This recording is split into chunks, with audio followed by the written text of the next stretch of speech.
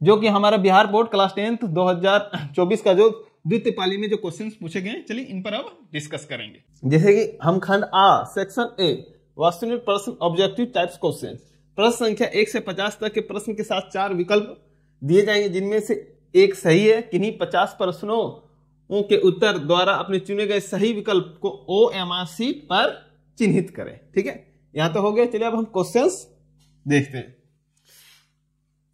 पहला क्वेश्चन, यदि 3x + 4y = 10 एवं 2x - 2y = 2 तो x और y का मान पूछ दिया। x और y का क्या क्या मान हो सकता है वो हमें बताना है। तो चलिए देखते हैं x और y का क्या क्या मान हो सकता है। तो हम इसे निकाल लेते हैं। पहला समीकरण दिया हुआ है 3x + 4y = 10, ये पहला समीकरण। दूसरा समीकरण दिया हुआ है 2x - 2y = 2। तो हम इसमें विलोपन लगा देंगे। ठीक है, तो क्या करेंगे, समीकरण 1 हो गया ये, और ये समीकरण 2 हो गया। समीकरण 1 को हम 2 से गुना कर देंगे और 2 को 3 से गुना कर देंगे। तो देखिए 3x + 4y = 10, इसको हम किससे गुना करने वाले हैं, 2 से। तो क्या हो जाएगा, ये हो जाएगा 6x + 4y = 20, सॉरी 4 2 8 = 20। समीकरण ये 3 बन जाएगा। और समीकरण 2 को हम किससे गुना करने वाले हैं, समीकरण 2 को हम गुना करने वाले हैं 3 से। तो कितने हो जाएंगे, ये 6x - 6y = 6, समीकरण 2। समीकरण 3 और 4 को क्या करेंगे, हम घटा देंगे। 3 और 4 को क्या करेंगे, घटा देंगे। तो 6x + 8y = 20 और 6x - 6y = 6। ये प्लस है तो माइनस, माइनस है तो प्लस, ये आपका प्लस है तो माइनस। 6x 6x कैंसिल, ये हो जाएगा 14y, इधर जगह 20 से जाएगा तो 14 14 घटा 21 बार। तो y का मान आपका आ गया 1। y का मान क्या आ गया, 1। देखिए y का मान a नंबर में भी 1 है और b नंबर में भी 1 है। अब हम क्या करेंगे, y का मान 1 या 2 में रख देंगे। तो चलिए 1 में ही रख देते हैं। समीकरण 1 क्या था, 3x 4y = 10। तो 3x + 4y × 1 = 10। तो 6 हो जाएगा 10, 4 1 4, उधर जाएगा -4 हो जाएगा। तो 3x जो हो जाएगा 6, 3 का टेबल में 6 आएगा, 2 बार में x जो क्या होगा 2। तो देख लीजिए जहां x का वैल्यू 2 होगा और y का वैल्यू 1 होगा, वो आंसर होगा। तो ये आपका A नंबर आंसर होगा। आई थिंक आपको यहां तक समझ में आ गया। चलिए अब हम नेक्स्ट क्वेश्चन की ओर बढ़ेंगे। क्वेश्चन नंबर 2 2 4 वाले रैखिक समीकरण के युग 3/2x + 5/3y = 7 है एवं 9x - 10y = 14 है। तो क्या होगा, अवरोधी होगा, विरोधी होगा या संपाती। ठीक है, अब इनमें देखते हैं कि कौन सा क्या होता है। तो 3/2x + 5/3y = 7। तो इसको पहले सोल्व कर लेंगे। 6, तो ये हो जाएगा 3 का टेबल में 6 कितना बार में आता है, 2 का टेबल 6, 3 बार में 3 3 9x + 3 का टेबल 2 बार में 5 2 10y = 7। 9x + 10y 7 6 42, ये हो गया। दूसरा समीकरण हमको दिया 9x - 10y = 14। ठीक है, अब इनका अनुपात निकाल लेते हैं। A1/A2 क्या होगा, 9/9 कट के 1/1 आ जाएगा। B1/B2 ये क्या होगा आपका, ये आपका होगा 10/-10। ठीक है, इसको काट देंगे तो 1 1 जा 1, तो ये होगा -1/1। तो A1/A2 नॉट = B1/B2। तो ये क्या होगा, अवरोधी हो जाएगा, सॉरी ये विरोधी हो जाएगा। क्या हो जाएगा, विरोधी हो जाएगा। ठीक है, A1/A2 नॉट इक्वल, क्योंकि क्या आपका आ गया, यह आपका प्रतिच्छेदी आ गया। तो प्रतिच्छेदी आ गया तो हल होगा तो विरोधी हो गया। ठीक है, तो आई थिंक आपको यहां तक समझ में आ गया होगा। चलिए नेक्स्ट क्वेश्चन की ओर बढ़ेंगे।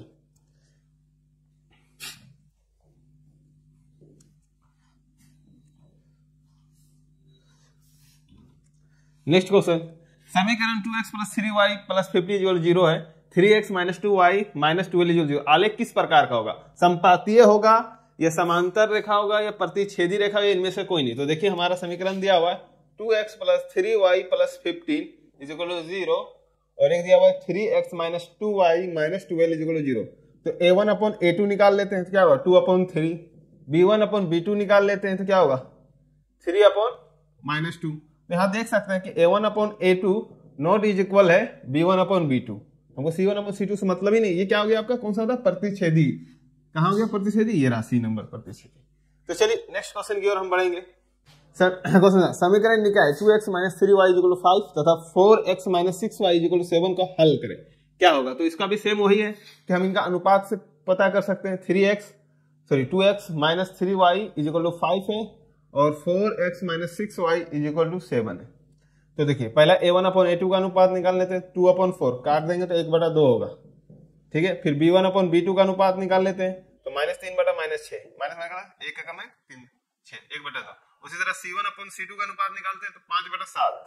तो यहाँ पर हमने देखा कि a1 अपॉन a2 बराबर है b1 upon b2 but not equal है c1 अपॉन c2। ये क्या होता था, समांतर होता था, और समांतर जब भी आता था क्या होता था, कोई हल नहीं होता था। क्या होता था, कोई हल नहीं। कौन सा नंबर में कोई हल नहीं है, कोई हल नहीं है बी नंबर में। तो चलिए आई थिंक आपको समझ आ गया। नेक्स्ट क्वेश्चन की ओर हम बढ़ेंगे।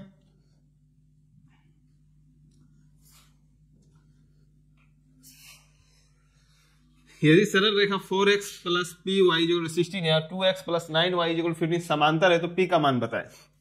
देखिए पहला समीकरण दिया 4x प्लस पी वाई 16 और दूसरा दिया हुआ है 2x प्लस 9y 15। बोल क्या दिया, समांतर है। तो समांतर में क्या होता है, a1 अपॉन a2 का अनुपात बराबर होगा b1 अपॉन b2 का अनुपात, नॉट इक्वल होगा c1 अपॉन c2। तो हमें बस दो चीज चाहिए, a1 upon a2 b1 upon b2। c1 c2 मतलब नहीं। a1 क्या है 4, a2 क्या है 2, b1 क्या है p और b2 क्या है 9। 2 का टेबल में 4 2 बार में 9 दूना 18 इक्वल टू p जो कितना है 18, कहां पर है, सी नंबर में। आई थिंक आपको समझ में आ गया। चलिए नेक्स्ट क्वेश्चन की ओर हम बढ़ेंगे।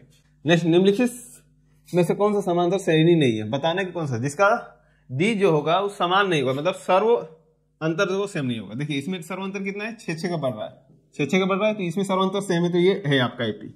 इसमें देखिए इसमें बढ़ गया 6, इसमें क्या बढ़ गया 6 बढ़ गया, फिर इसके बाद कितना बढ़ गया 5 बढ़ गया, फिर कितना बढ़ गया फिर 5 बढ़, पहले 6 बढ़ा फिर 5 बढ़ा, तो यही एपी नहीं होगा सर्व अंतर। ऐसे में ये भी आप देख सकते हैं 5 4 2 8 1 9 9/2। इनका अगर अंतर निकाल के देखिएगा तो कितना हो रहा है ये, अगर सिंपल देखें तो 4.5 होगा, फिर 4 होगा, फिर देखेंगे 3.5। तो सिंपल से देखिए कि सब में 0.5 सब्ट्रैक्ट हो रहा है, सब में 0.5 घट रहा है, ठीक है। तो ये है, उसी तरह वो भी है। तो कौन सा नहीं हुआ आपका, ये डी नंबर, क्योंकि एक बार 6 बढ़ा फिर 5 बढ़ता गया, तो ये इनमें डी जो है, डी का मान समान नहीं, इसलिए एपी नहीं। चलिए नेक्स्ट क्वेश्चन की ओर बढ़ेंगे। यदि 2x - 1, 7 3x समांतर श्रेणी है तो x का मान बताएं। देखिए समांतर श्रेणी, मान लीजिए पहला पद हमको दे दिया है 2x - 1, दूसरा पद हमको दे दिया है 7 और तीसरा पद हमको दे दिया है 3x। तो हमको पता है कि a2 minus a is equal to D, उसी तरह a3 minus a2 is equal to D, दोनों बराबर है, तो हम बोल सकते हैं कि a2 minus a is equal to a3 minus a2, ये इक्वल होगा। अब जरा देखिए a2 का मान 7 minus 2x minus 1 is equal to a3 क्या है आपका 3x माइनस 7। अब जरा देखिए 7 minus plus minus minus minus plus 1 is equal to 3x minus 7।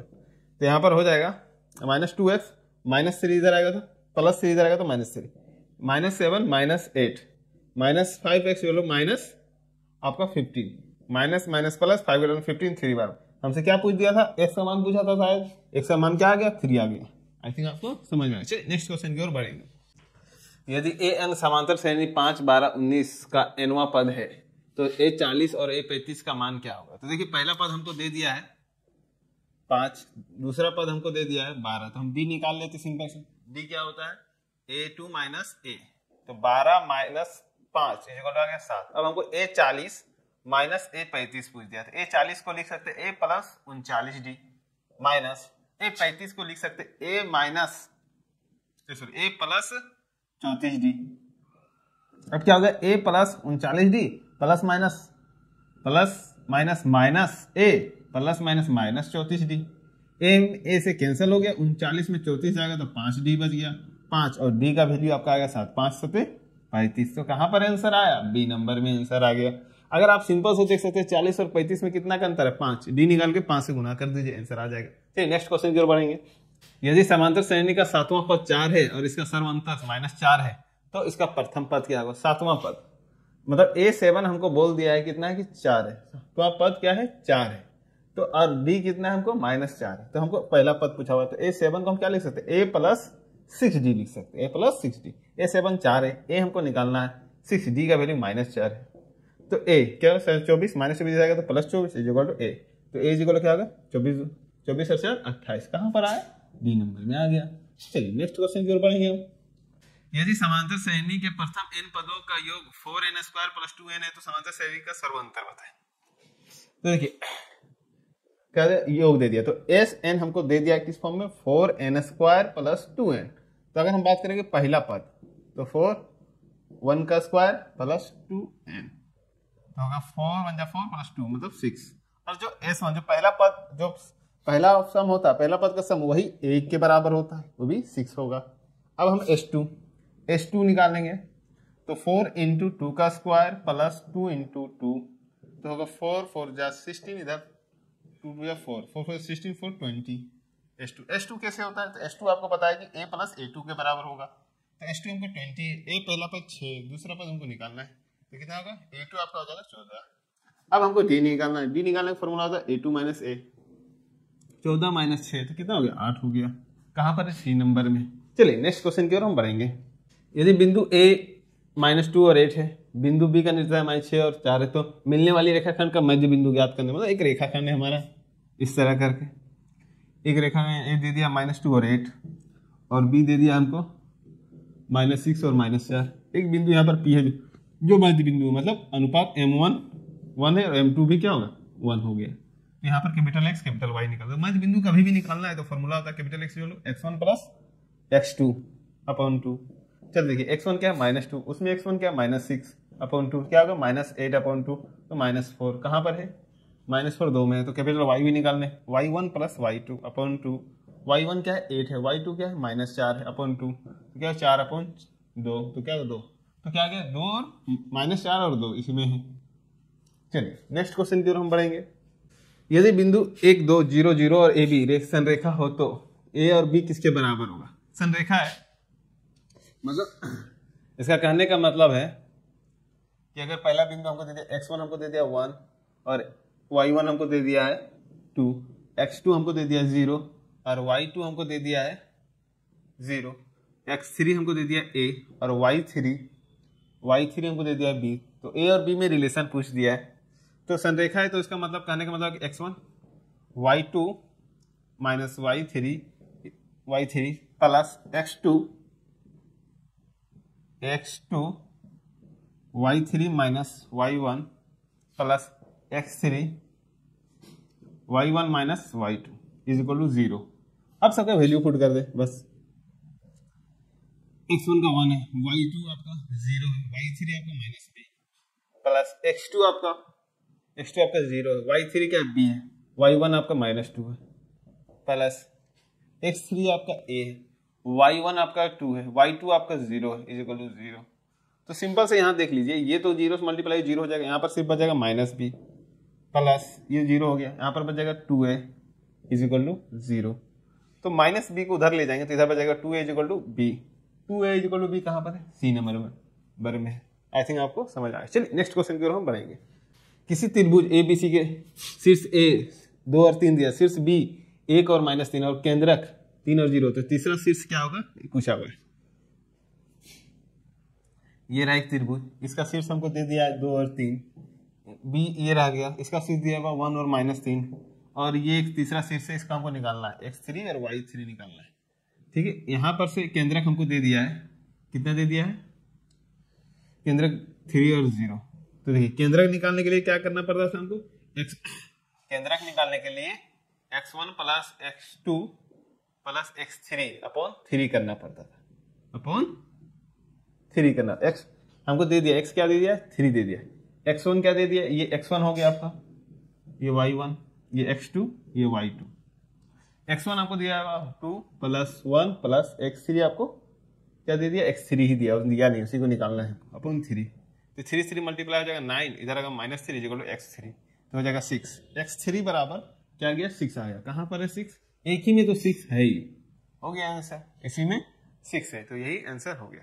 अगर नहीं तो y आप निकाल सकते हैं, कैपिटल Y होता है y1 + y2 + y3/3, y capital Y 0 दिया है, 0 3 से मल्टीप्लाई, y1 आपको दिया है 3, y2 आपको -3, y3 निकालना है, ये कैंसिल हो गया, ये 0 हो गया = y3, तो आपका क्या हो गया, C नंबर हो गया। चलिए नेक्स्ट क्वेश्चन की ओर हम बढ़ेंगे। त्रिभुज ABC और में AD एंगल BAC को अद्विकक है, मतलब अद्वितीय समद्विभाजक भी बोलते हैं इसको, समद्विभाजित।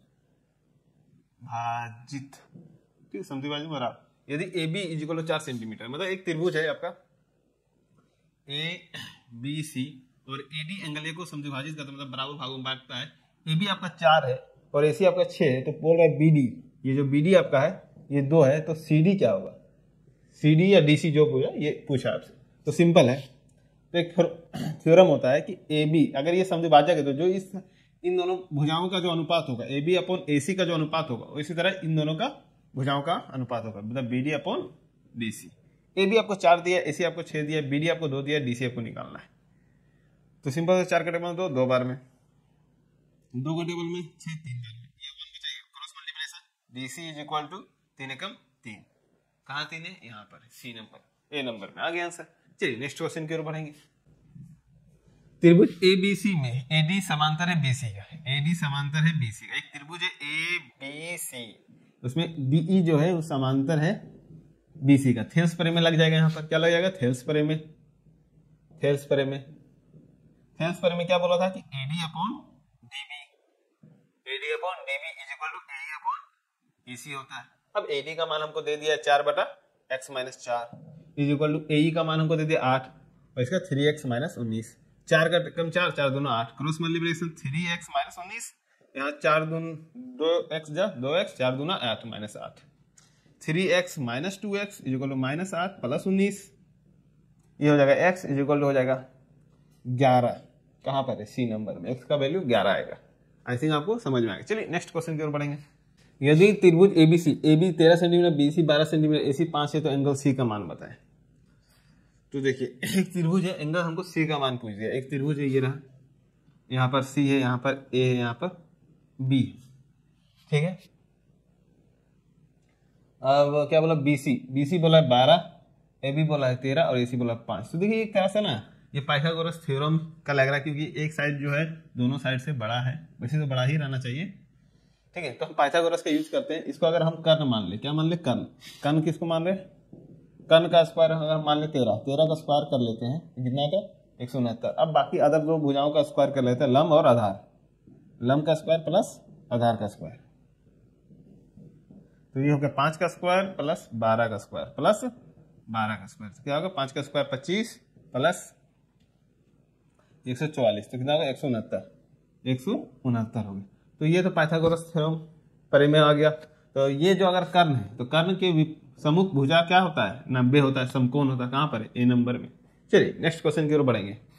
यदि दो समबाहु त्रिभुज का क्षेत्रफल का अनुपात 9 और 4 है, तो उनका परिमापों का अनुपात क्या होगा।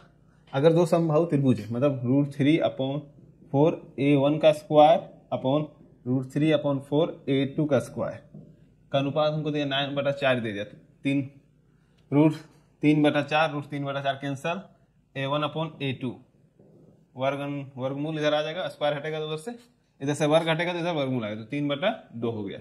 इनका परिमाप होता है 3A1/3A2। परिमाप का अनुपात पूछा है। 3 A1 आ गया 3, A2 मतलब 3:1, 3:1। कहाँ पर 3:2, सॉरी 1 नहीं 3:2। चलिए बी नंबर, नेक्स्ट क्वेश्चन की ओर बढ़ेंगे हम। यदि त्रिभुज एबीसी और डीएफ, एबी समांतर है डीई का, बीसी समांतर ईएफ का, और एसी सॉरी, यदि त्रिभुज एबीसी और त्रिभुज डीईएफ में एबी अपॉन डीई इक्वल है बीसी अपॉन ईएफ का इक्वल है AC upon DF is equal to 5/7, तो त्रिभुज का क्षेत्रफल। हमें पता है कि दोनों त्रिभुज का क्षेत्रफल का अगर अनुपात पूछा तो उनके भुजाओं के वर्ग के अनुपात होगा, भुजाओं के वर्ग के अनुपात के बराबर होगा ए बी सी अपॉन त्रिभुज डीईएफ। इनके भुजा का अनुपात क्या दिया 5/7। तो 5/7 का क्या करना है आपको, कुछ नहीं करना, बस वर्ग कर देना है। 5 का वर्ग 25, 7 का वर्ग 49, तो 25/49 कहां पर है, 25/49 बी नंबर में है। चलिए नेक्स्ट क्वेश्चन की ओर बढ़ेंगे। त्रिभुज एबीसी और पी क्यू आर में समरूप त्रिभुज है। एडी और पी एस क्रमशः एंगल ए और पी को अंदर से अंदर यहां पर होगा समद्विभाजित है करता है, तथा एडी 6.5 है और पीसी 5.2 सेंटीमीटर, तो इनका क्षेत्रफल का अनुपात तो कुछ नहीं है। तो देखिए त्रिभुज ए बी सी का क्षेत्रफल और त्रिभुज पी क्यू आर एस का क्षेत्रफल जो होगा, इनका जो भुजा दिया हुआ एडी अपॉन पी एस वर्ग के अनुपात के बराबर होगा। कितना होगा 6.5 बटा 5.2 पॉइंट हट गया वर्ग। 13 का 13 कम 13 13 में 26 13 40 13 52 13 5 65 5 का स्क्वायर 25 4 का स्क्वायर 16 25:16 कहां पर है बी नंबर में। चलिए नेक्स्ट क्वेश्चन की ओर बढ़ेंगे हम। एक समबाहु त्रिभुज का एक भुजा ए है तो इसकी ऊंचाई क्या होगी। तो सिंपल सा है, इसका सूत्र होता है, ऊंचाई निकालने का सूत्र होता है कौन सा, समबाहु त्रिभुज का। तो वर्गमूल 3/2 इंटू ए मतलब भुजा ए दिया है तो वही कहां पर है, तो ये रहा वो इधर वर्गमूल इधर उधर कहीं दे सकता, कोई दिक्कत नहीं, वर्गमूल 3 इंटू पर ही एक साथ। चलिए नेक्स्ट क्वेश्चन की ओर बढ़ेंगे। समांतर श्रेणी 20 17 14 11 का 35वां पद क्या होगा। देखिए पहला पद हमको दे दिया है 20, दूसरा पद हमको दे दिया 17, तो b निकाल लेंगे a2 माइनस a 17 माइनस 20 तो -3 आ गया। आपको a 35वां पद निकालना, a 35 इक्वल टू कितना होगा a प्लस 34d। a मेरा है 20 34 d मेरा -3 होगा 20 प्लस 4 12 3 और 10 वो भी माइनस प्लस माइनस में होगा।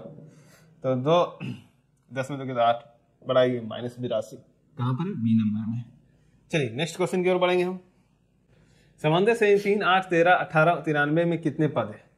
पद पूछा मतलब पहला पद हमको दे दिया 3, दूसरा पद हमको दे दिया 8 और अंतिम पद an हमको दे दिया 93। तो d निकाल लेते हैं a2 माइनस a मतलब होगा 8 minus 3 equal to 5। an equal to formula होता है a plus n minus 1d। अब जरा कर an हमको दिया 93, a हमको दे दिया 3, n माइनस 1 d हमको दे दिया 5। तो 93 माइनस 3 n माइनस 1 इंटू 5 90/5 इधर जगह n माइनस 1 ये कितना होगा 18/18 माइनस 1 जाएगा प्लस 1 इक्वल टू n। तो n इक्वल हो जाएगा आपका n इक्वल हो जाएगा 18 1 19 19 कहां पर a नंबर में। चलिए नेक्स्ट क्वेश्चन की ओर बढ़ेंगे। फिर से समांतर श्रेणी 1 3 5 7 के प्रथम 30 पदों का योगफल बताया। अब तो चलिए देखते हैं। पहला पद हमको दे दिया 1 और दूसरा पद हमको दे दिया 3, ठीक है। हमको d निकाल लेना है, d निकालने का फॉर्मूला है a2 माइनस a। तो 3 माइनस 1 इक्वल टू 2। अब 30 निकालना है, s30 निकालना है, s30 निकालना है। तो 30/2 2 ये कितना है पहला पद, फॉर्मूला SN का ये होता है, SN का फॉर्मूला लिख देते हैं SN n/2 2a plus n minus 1d, ठीक है। 2 1 प्लस n 30 माइनस 1 और d कितना है मेरा 2। ये 15 बार में गया है, ये इक्वल टू 15 यहाँ हो जाएगा आपको 2 प्लस यहाँ आपका हो जाएगा 29 इंटू 2 15 यहाँ हो जाएगा 2 29 को अगर हम 29 को 2 से गुना करेंगे तो 58 15 यहाँ हो जाएगा इंटू 60, ठीक है। 15 छक 90 और 900 कितना हो गया 900 कहाँ पर है ये रहा ए नंबर में। चलिए नेक्स्ट क्वेश्चन की ओर बढ़ेंगे। किस चतुर्थांश में आएगा। तो हमें पता है कि 4 चतुर्थांश होता है, बिंदु -2 वर्गमूल 2 और -2 किस चतुर्थांश, ये प्लस प्लस का चतुर्थांश होता है पहला चतुर्थांश, दूसरा चतुर्थांश माइनस माइनस का होता है। तो दोनों में माइनस माइनस तो ये सेकंड चतुर्थांश में आ जाएगा। तीसरा चतुर्थांश चलिए ये आपका नहीं, सेकंड द्वितीय नहीं होगा, द्वितीय माइनस प्लस का होता है, तृतीय आपका माइनस माइनस का होता है और चौथा आपका प्लस माइनस का। किस में आएगा तीर्थ में आएगा, तीर्थ का सी नंबर में। चलिए नेक्स्ट क्वेश्चन की ओर बढ़ेंगे। बिंदु 5 cos थीटा और कोमा 0 और 0 5 sin थीटा के बीच की दूरी ज्ञात करें। दूरी का सूत्र निकालना है हमको। तो x1 हमको दे दिया 5 cos थीटा और y1 हमको दिया 0, x2 हमको दे दिया 0 और y2 हमको दे दिया है 5 sin थीटा। दूरी का सूत्र क्या होता है, दूरी का सूत्र होता है x2 माइनस x1 का whole square plus y2 minus y1 का होल स्क्वायर। x2 कितना है 0 minus 5 cos theta plus y2 आपका 5 sin थीटा माइनस 0। तो इस जाएगा ये 0 का तो कोई होगा नहीं, 5 का square 25 cos theta cos square theta वर्गमूल है और प्लस 25 sin स्क्वायर थीटा। तो ये 25 कॉमन ले लेंगे तो क्या होगा cos square theta plus sin square theta. और हमको पता है cos square theta plus sin square theta कितना होता है 1 होता है, 5 इंटू 1 तो क्या होगा वर्गमूल 25, वर्गमूल 25 का वैल्यू 5 होता है। कहाँ पर है बी नंबर में। चलिए नेक्स्ट क्वेश्चन की ओर हम बढ़ेंगे। यदि किसी बिंदु B में x अक्ष पर डाली गई लंब की दूरी बाई 10 है, वो अक्ष पर डाली गई लंब की दूरी 5 हो तो B का निर्देशांक क्या होगा? तो देखिए एक इस तरह करके यहां से डाला गया 10 दूरी, तो ये हो गया 10 दूरी बोला, लंब डाला गया, और यहां से 5 डाला गया। कितना डाला गया? y अक्ष में कहां से डाला गया? 5 डाला गया लंब, मतलब ये हो जाएगा 5। तो यहाँ पर क्या होता है? B निर्देशांक दिया हुआ है, तो B पहले x और y होगा। तो x कितना है? 5, y कितना है? 10 है। कहाँ है 5 और 10? ए नंबर में। चलिए नेक्स्ट क्वेश्चन की ओर बढ़ेंगे। बिंदु 1 और -3 एवं 4 और -6 के बीच की दूरी देखिए, x1 हमको दे दिया 1, y1 हमको दे दिया -3, x2 हमको दे दिया 4 और y2 हमको दे दिया -6। हमको दूरी पूछा हुआ है। दूरी सूत्र होता है x2 - x1 का whole square plus y2 - y1 का होल स्क्वायर। x2 कितना है आपका? 4, 4 - 1 का होल स्क्वायर, और y2 आपका -6 - 3 का होल स्क्वायर। ठीक है, तो 4 में 3 बचा, 3 का स्क्वायर 9, यहाँ पर 9 का स्क्वायर 81, तो हो जाएगा 90। 90 का कितना निकल सकता है? 90 का आपका निकल सकता है वर्गमूल 3। तो ये यहाँ पर थोड़ा सा ऑप्शन में मिस्टेक है, यहाँ कर लीजिएगा 3 वर्गमूल 10 होगा। ठीक है, बी नंबर होना चाहिए। चलिए नेक्स्ट क्वेश्चन की ओर बढ़ेंगे। वही अक्ष पर वह बिंदु ज्ञात कीजिए जो 5 और -2 और -3 और 2 के बीच के सम दूरी स्थित हो। कहाँ पर हो? सम दूरी, वाई अक्ष पर ज्ञात करने बोल रहा है, मतलब वाई अक्ष पर ज्ञात करने बोल रहा है। तो मान लेते एक बिंदु है ए है मेरा -3 और 2, और एक बिंदु है बी, सॉरी इसको ए को पहले था 5 और -2, और बी था -3 और 2। अरे यहाँ पर पी है जो वाई अक्ष पर है। ठीक है, वाई अक्ष पर है तो मतलब x का वैल्यू 0 हो जाएगा, y का वैल्यू y रहेगा, y का मान हमको निकालना है। यहाँ पर AP = BP बोल दिया है कि बराबर है, समदूरी है। तो AP अगर हमको निकालना है तो क्या होगा? x2 - x1 का whole square plus y2 - y1 का होल स्क्वायर, दूरी का सूत्र लगेगा। अब जरा देखिए x2 क्या होगा? 0, x1 आपका 5 प्लस y2 आपका हो जाएगा y, और y1 -1 प्लस 2, तो ये हो जाएगा 25 प्लस ये जगह y + 2 का होल स्क्वायर, वर्गमूल रहेगा। ठीक है, उसी तरह BP हमको निकालना है, तो BP होगा x2, सेम सूत्र वही लगेगा, x2 हो जाएगा -3 और x1 हो जाएगा 0 प्लस x2 सॉरी y2 हो जाएगा 2 y1 हो जाएगा -y का होल स्क्वायर।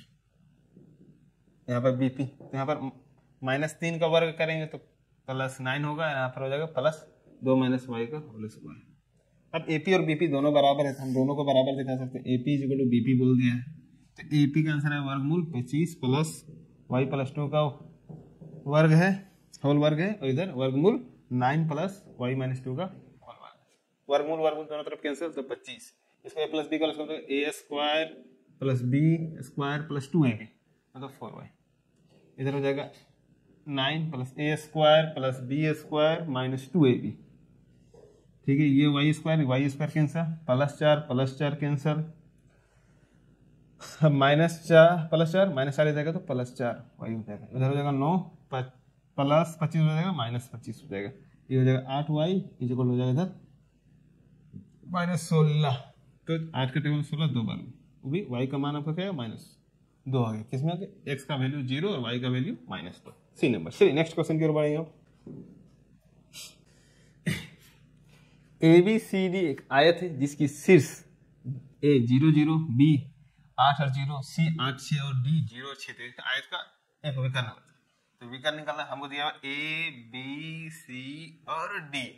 A हमको दे दिया है कितना दे दिया? 0 0, और B दे दिया हमको 8 और 0, और C हमको दे दिया 8 और 6, और D दे दिया हमको 0 और 6। सिंपल सा हम AC का दूरी ज्ञात करने, क्यों आसान है, 0 0 है और एक में 8 और 6। तो जब भी हमको दिए, मान लीजिए AC निकालना, एक विकर्ण है AC, तो हमको दूरी का सूत्र निकाल देंगे x2 - x1 का whole square plus y2 - y1 का होल स्क्वायर। अब जरा गौर करें, x2 हमको कितना दिया हुआ है?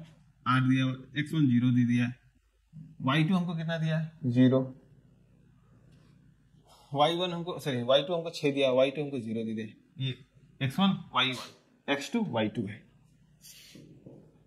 8 का स्क्वायर हो तो 64, 6 का स्क्वायर हो तो 36, 8 से 30 100 हो गया। 64 और 36 जोड़ 100, 100 का वर्गमूल 10 होगा। कहाँ पर 10 है? बी नंबर में। देखिए सिंपल से निकल गया। चलिए नेक्स्ट क्वेश्चन की ओर बढ़ेंगे। यदि 0 4 0 0 3 0 किसी त्रिभुज के शीर्ष नियक है तो त्रिभुज का परिमिति बताए। परिमिति पूछा हुआ मतलब हमसे परिमाप पूछा हुआ। क्या पूछा हुआ? परिमाप पूछा हुआ है। ठीक है, एक त्रिभुज है मतलब हमको सबका निकालना होगा। ए बी और सी सबका निर्देशांक 0 4 दे दिया है, बी का निर्देशांक 0 0 दे दिया है और सी का निर्देशांक हमको 3 और 0 दे दिया। एक चीज गौर करें, ये कब होता है? ये आपका मूल्य बिंदु हो गया। जब भी कोई त्रिभुज अगर इस तरह बन रहा है, देखिए आप इसमें दिमाग से थोड़ा सा कंस्ट्रक्शन कर दें। 0 0 यहाँ होता है। ठीक है, 1 2 3 4 5, इधर 1 2 3 4 5। ठीक है, अब बोला था कि 0 0, तो पहला बिंदु यहाँ हो गया बी 0 0। ठीक है, दूसरा बिंदु क्या बोला? 3 और 0, मतलब x का मान 3 और y का मान 0, तो यहाँ पर हो गया सी नंबर। क्या हो गया? 3 और 0। और ए बोला था 0 फॉर्मा, x का मान 0 हो गया, y का मान 4, तो यहाँ पर हो गया 0 और 4। अब इस तरह करके त्रिभुज बन गया। तो यहाँ का दूरी क्या हो गया? 4 हो गया। यहाँ का दूरी क्या हो गया? यहाँ का दूरी 3 हो गया। अब ये जगह 4 3, ये देखिए समकोण त्रिभुज का फॉर्म बना। किसका बना? समकोण।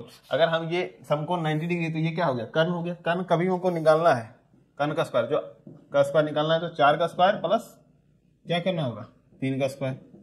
अब देखिए कर्ण 4 का 16, वर्गमूल 16 प्लस 9, तो कितना आएगा? 25। कितना निकल गया? 25। वर्गमूल 25, वर्गमूल 25 का वैल्यू 5, मतलब ये 5 आ गया।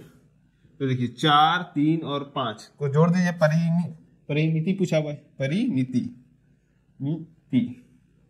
तो क्या होगा? 4 प्लस 3 प्लस 5 कितना हो गया? 4 और 3 7 7 5 12। कहाँ पर है? 12। C number. इस तरह भी आ गया। या तो आप दूरी सूत्र से पहले इनका दूरी निकालना है, फिर इसका निकालना है, फिर इसका निकालना है। तो सिंपल है, अगर एक 0 0 दे दिया है और देख रहे हैं कि ये भी 0 है, x का वैल्यू 1 में, y का वैल्यू 0 है, तो इस तरह करके फिगर से भी समझ सकते हैं। चलिए नेक्स्ट क्वेश्चन की ओर बढ़ेंगे। ऐसे निम्नलिखित में कौन सा बहुपद नहीं है? तो देखिए सिंपल सा है, यहाँ पर चर पद किसमें? वर्गमूल के अंदर में, तो यही नहीं होगा, बाकी सब सारे हैं। चलिए नेक्स्ट क्वेश्चन। बहुपद को घात बताना है। क्या घात बताए? तो अधिकतम घात किस पर है? x का पावर 4 है। यहाँ पर अधिकतम घात क्या? x का पावर 2। दोनों को भाग कर दीजिए, तो 4 - 2, तो क्या होगा? x का पावर 2। अधिकतम घात कितना होगा? 2 होगा। भाग देना, सॉरी एक सेकंड, गुना करना है, भाग नहीं करना है। क्या करना है? गुना करना है। तो अधिकतम घात कितना है इसमें? x 2 और अधिकतम घात यहाँ पर 4 है। इन दोनों को जोड़ना है, 2 + 4। यहाँ भाग रहता तो भाग करते, गुना था, तो x का पावर क्या? 6। कहाँ पर है? बी नंबर में। चलिए नेक्स्ट क्वेश्चन की ओर बढ़ेंगे हम। गुना रहेगा तो गुना करना है और भाग रहेगा तो भाग देना है। ये नेक्स्ट क्वेश्चन का शून्यक ज्ञात करना है। x² - 13 का शून्यक ज्ञात करें। तो देखिए x² - 13, तो इसको लिख सकते हैं x का होल स्क्वायर, 13 लिख सकते हैं रूट वर्गमूल 13 का होल स्क्वायर। अब जरा गौर, a² - b² का फॉर्मूला क्या है? एक बार प्लस में और एक बार माइनस में। अब शून्यक ज्ञात करना है, तो हमें शून्यक मानना होगा। 0 तो x से लो क्या होगा? -13 वर्गमूल -13 और एक हो जाएगा वर्गमूल +13। कहाँ पर है? +13 और -13 ये रहा। चलिए नेक्स्ट क्वेश्चन की ओर बढ़ेंगे। Question number 34। m के किस मान के लिए -4 बहुपद 2x² - x - 2m + 2 का एक शून्यक होगा? तो चलिए अगर x का कौन सा मान, x का अगर मान लीजिए एक शून्यक निकलेगा -4, तो m का क्या मान होना चाहिए? तो चलिए px हमको दे दिया है, बहुपद हमको दिया हुआ है x² - x - 2m + 2। तो यहाँ पर हम रख लेंगे x के जगह में -4 रख के चलेंगे, तो ये 0 हो जाएगा।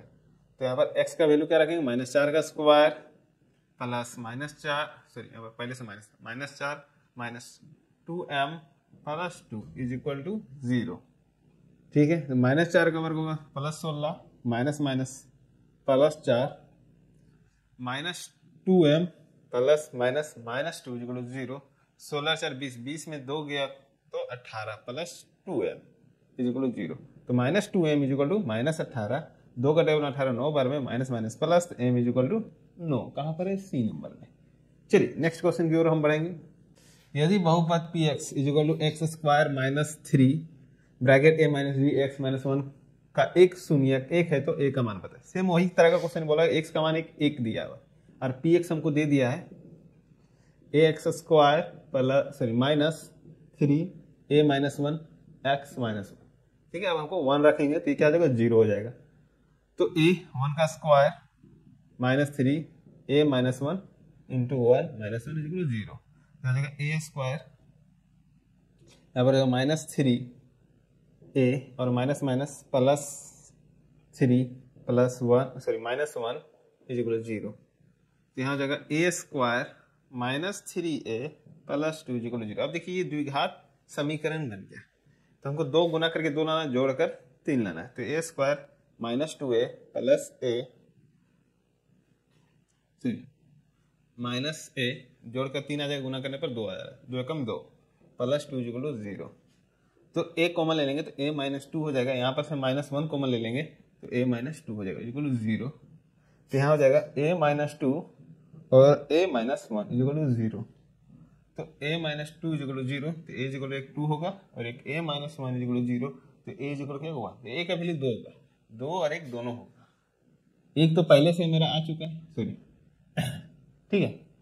अगर हम 1 रख देते हैं तो ये इसको पूरा 0 कर देगा, 1 भी होगा 2 भी होगा, बट हम 2 लेंगे, क्या ले लेंगे, 2 ले लेना है, और 1 भी ले सकते, कोई दिक्कत की बात नहीं, दोनों में b और d दोनों सही हो आंसर है। चलिए नेक्स्ट क्वेश्चन की ओर बढ़ेंगे।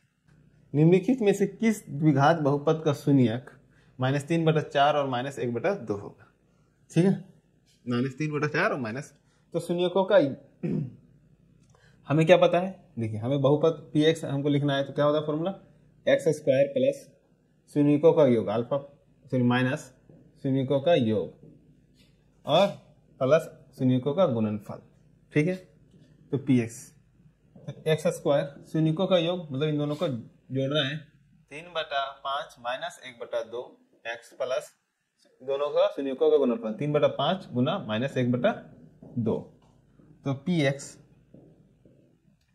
ये क्या हो जाएगा, x² माइनस इन दोनों को सोल्व करेंगे तो 10 एलसीएम आ जाएगा, 5 का टेबल में 10, 2 बारह 5, 3 दूना 6 माइनस 2 का टेबल में 5, 5 5 एकम 5x प्लस माइनस माइनस 3 और 5 दूना 10, तो क्या हो जाएगा, px इक्वल हो जाएगा x², यहाँ पर -x/10, यहाँ हो जाएगा -3/10, 10 का एलसीएम ले लेंगे तो px क्या हो जाएगा, 10 एलसीएम आ जाएगा, एक का टेबल में 10 कितना है, 10 10x² माइनस x माइनस 3, 10 इधर आ जाएगा, px बराबर अगर हम 0 मान लें, px बराबर अगर हम 0 मान लें तो ये 0 से इंटू होने के लिए 10 इधर आ जाएगा, उसके बाद इधर बच जाएगा 10x² माइनस x माइनस 3, तो ये 0 हो गया, मतलब px हो गया उधर, ये हो जाएगा 10x² माइनस x माइनस 3, देख लीजिए कहाँ पर है, ये रहा बी नंबर मेरा 10x² माइनस x माइनस 3। चलिए नेक्स्ट क्वेश्चन की ओर बढ़ेंगे।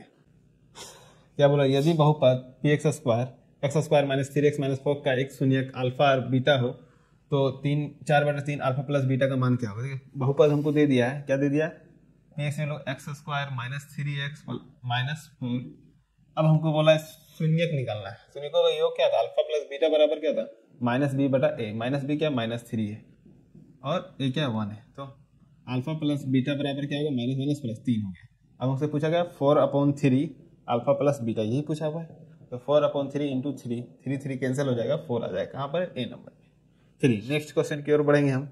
यदि बहुपद px का एक शून्यक -5 है तो px का गुणनखंड क्या होगा, px का गुणनखंड सिंपल है, अगर हमको x इक्वल दे दिया है 5, x इक्वल 5 दे दिया, इसका गुणनखंड +5 इधर आएगा तो -5, ये एक गुणनखंड हो जाएगा px का, x -5 ए नंबर में। चलिए नेक्स्ट क्वेश्चन की ओर बढ़ेंगे। यदि px इक्वल हमको दे दिया x⁴ plus x 2x³ minus 17x² minus 4x plus 30 को 2x x² plus 2x minus 15 से भाग दिया जाए तो भागफल का घात क्या है, अधिकतम भाग क्या है, x/4, अधिकतम भाग इसमें क्या है x/2, तो दोनों को भाग दे दीजिए, अधिकतम को, तो क्या होगा x/4 माइनस 2 x 2, घात कितना के 2, कहाँ, बी नंबर में। चलिए नेक्स्ट क्वेश्चन की ओर बढ़ेंगे हम।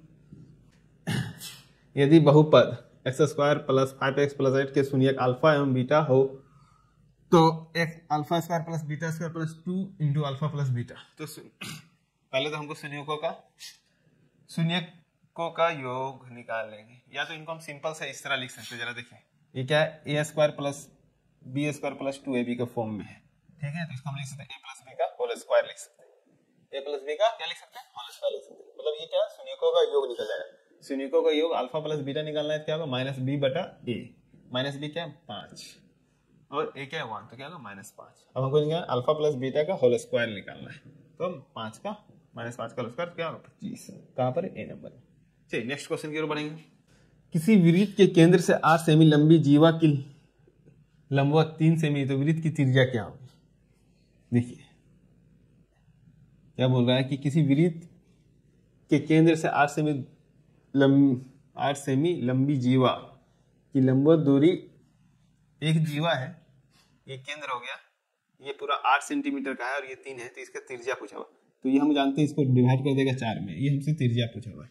रेडियस पूछा हुआ है, तो रेडियस का क्या होगा r स्क्वायर इक्वल हो जाएगा 3 का स्क्वायर प्लस 4 का स्क्वायर, तो r का क्या होगा वर्गमूल 9 + 16, 9 + 16 कितना होता है 25 होता है, 25 का वर्गमूल 5 होगा, कहाँ पर है बी। चलिए नेक्स्ट क्वेश्चन। यदि दो वृत्त स्पर्श रेखा अंत स्पर्श करते हुए उभनिष्ठ स्पर्श रेखाओं की संख्या, तो उभनिष्ठ स्पर्श रेखाओं की संख्या अगर दो वृत्त एक दूसरे को स्पर्श कर रही है तो उनके बीच में उभनिष्ठ स्पर्श रेखाओं की संख्या कितनी होगी 2 होगी बी। चलिए नेक्स्ट क्वेश्चन।